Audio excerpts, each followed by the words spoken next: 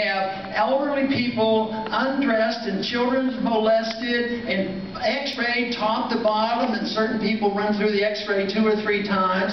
Tell you, if we can look at those x-rays on TV and say, oh well, I guess we have to give up a little bit of our liberty to be safe, then there's something wrong with us and we need to change.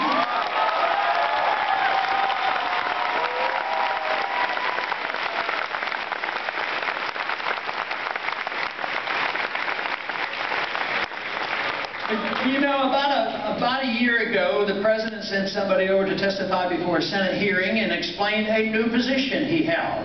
And he said that he has this authority because it's not prohibited by the Constitution. So he buys in, the President buys in this argument that if it's not prohibited by the Constitution, he's allowed to do anything he wants. But it's written the other way. The only thing the President is allowed to do are those things that he is given explicit permission to do.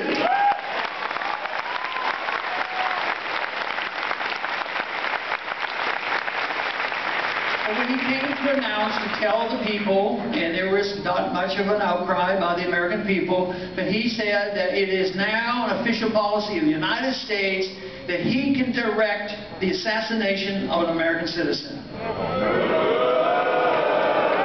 No charges made, no trial, maybe a bad person. You know, bad people are supposed to have trials too, so that if we ever get accused of anything, that we get a trial. Everybody deserves a trial. Even Timothy McVeigh, these people get trials.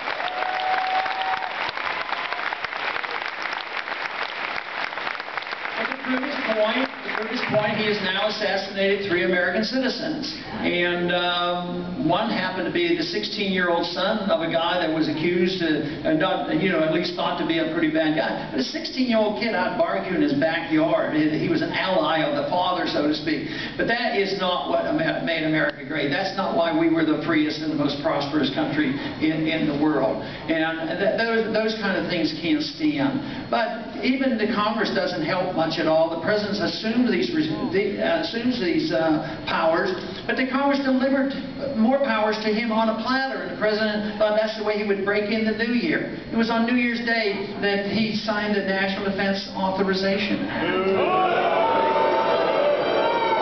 This means that he's repealing the posse comitatus, that he has said that Americans can be arrested not by the local policeman that's supposed to be in charge of that, or the local sheriff, but the army, the military can come in and make arrests. That was one of the main reasons why there was a revolution between the Texans and the Mexico, because that's what they started doing, and the Texans didn't like that. And we shouldn't like it either if our government's going to arrest American citizens by the military.